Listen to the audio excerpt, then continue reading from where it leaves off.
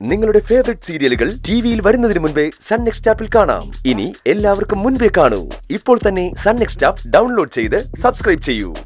ഒന്നുമില്ല, അതുകൊണ്ട് സൂക്ഷിക്കണം. എനിക്കെതിരെ വരുമ്പോ എനിക്കെതിരെ എന്ത് ചെയ്താലും ഞാനതിന് കണക്ക് വച്ചിരിക്കും. നീ ചെവി നുള്ളിക്കോ, നീ ഇതിന് അനുഭവിക്കും.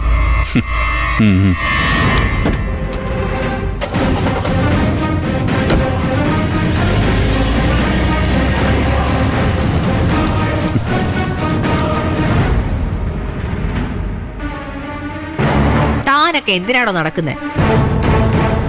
കാശ് എടുത്തോണ്ട് പോയാനെ എനിക്ക് മനസ്സിലായി. ആരാ? വിശാൽ. വിശാലോ? അതെ, അവൻ തന്നെ. അവന്റെ അങ്കിളിന് വേണ്ടി ചെയ്തതായിരിക്കും. ഇല്ല തങ്കച്ചി, വിശാലിനെ വെച്ച് ഒരിക്കലും സാർ അങ്ങനെ ചെയ്യില്ല. അവര് തമ്മിൽ അത്ര ശത്രുതയില. ചെയ്തത് വിശാലാണെങ്കിൽ ഉറപ്പിച്ചോ, ചെയ്യിപ്പിച്ചത് നിരഞ്ജൻ ഡോക്ടർ. ഇനി പുറത്തെവിടെ ആളെ അന്വേഷിക്കണ്ട. ഒന്നാം പ്രതി നിരഞ്ജൻ ഡോക്ടർ, രണ്ടാം പ്രതി വിശാല്. പച്ചയ്ക്കില്ല രണ്ടിനെ ഞാൻ. വരട്ടെ, എടുത്ത് ചാടി എന്തെങ്കിലും ചെയ്യാൻ വരട്ടെ. ആദ്യം ഈ വിവരം ഞാൻ സാറിനെ അറിയിക്കട്ടെ. എന്തിന്? അയാൾ എന്ത് ചെയ്യാൻ? അല്ലെങ്കിലും അയാളെല്ലാം അറിഞ്ഞു കാണും. ഇല്ല തങ്കച്ചി, കാശെടുത്ത് ആരാണെന്ന് സാർ ഇതുവരെ അറിഞ്ഞിട്ടില്ല. വിശാലാണെന്ന് അറിഞ്ഞ സാറിനത് നാണക്കേടാവും. സാറ് തന്നെ ആ കാശ് വാങ്ങി തങ്കച്ചിക്ക് കൊണ്ടുതരും. എനിക്ക് വിശ്വാസമില്ല. പണ്ടേ കള്ളനയാള്. അല്ല തങ്കച്ചി, സാർ ഒരു പാവ.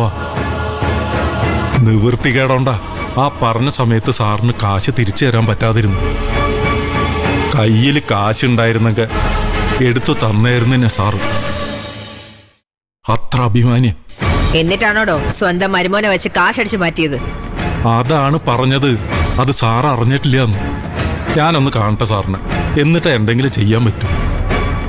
പിന്നെ മറ്റുള്ളവരോട് ഇടപെടുന്ന പോലെ വിശാലിനോട് ഇടപെടാൻ നിൽക്കണ്ട. അവനൊരു ഒറ്റ ബുദ്ധിയാണ്. ചിലപ്പോൾ തട്ടുകേട് കിട്ടുന്നത് തങ്കച്ചിക്ക് തന്നെയായിരിക്കും. താനെന്നെ പേടിപ്പിക്കുവാണോ? അയ്യോ, അതല്ല, ഞാനൊരു മുന്നറിയിപ്പ് തന്നതാ.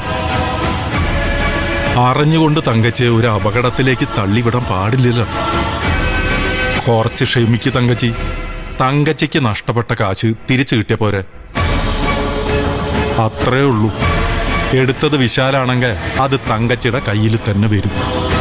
ശരി, താൻ നിർബന്ധിച്ചോണ്ട് ഞാൻ കാത്തിരിക്കാം.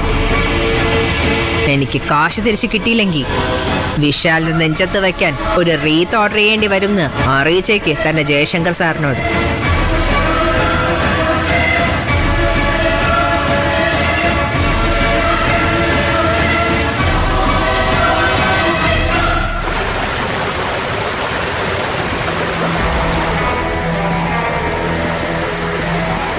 ഒരു മുന്നറിയിപ്പ് തരാനാണ് വിളിച്ചത്. ഒരു വീട് നോക്കി വെക്കുന്നത് നന്നായിരിക്കും. അല്ലെങ്കിൽ ഏതെങ്കിലും ലേഡീസ് ഹോസ്റ്റൽ പേയിങ് ഗസ്റ്റ് ആയിട്ടായാലും മതി. ആർക്ക്? ചന്ദ്രയ്ക്ക് തന്നെ. വേറൊന്നുമല്ല, സിദ്ധു ഇപ്പൊ സ്ഥിരം ദേവികയുടെ കൂടെ തന്നെ. ആ അടുപ്പം എത്ര കണ്ട് മുറുകുന്നോ അത്ര കണ്ട് നിങ്ങൾ തമ്മിലുള്ള അടുപ്പം കുറയും. അതിന് കുറയാനൊന്നുമില്ല ചേർത്തെ. ഞങ്ങളിപ്പോ രണ്ട് ധ്രുവങ്ങളില്. ഇനി ഒരിക്കലും ഞങ്ങൾ ഒന്നിക്കില്ല. എന്നാ പിന്നെ ഡിവോഴ്സ് ചെയ്താ പോരെ? എന്തിനാ ഇങ്ങനെ നരകിച്ച് ജീവിക്കുന്നത്?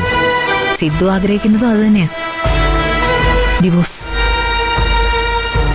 പക്ഷെ ഞാനത് കൊടുക്കില്ല. അങ്ങനെ ഇപ്പൊ സൂഹിക്കണ്ട.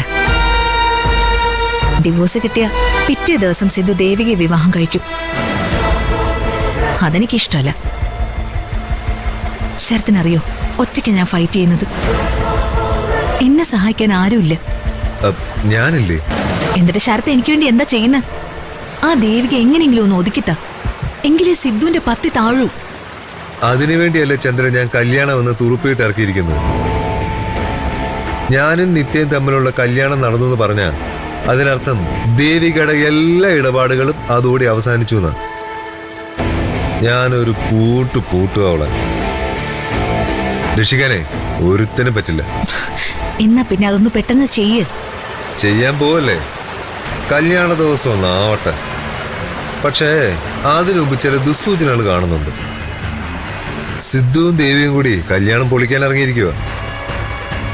അല്ല, അവരുടെ ശ്രമങ്ങൾ വിജയിക്കാനൊന്നും പോകുന്നില്ല. എന്നാലും ശ്രദ്ധിക്കാനുള്ളത് നമ്മൾ ശ്രദ്ധിക്കണമല്ലോ. എല്ലാം ഭംഗിയായിട്ട് തന്നെ നടക്കും. എനിക്ക് എന്തെങ്കിലും സഹായം വേണമെങ്കിൽ പറഞ്ഞാൽ മതി.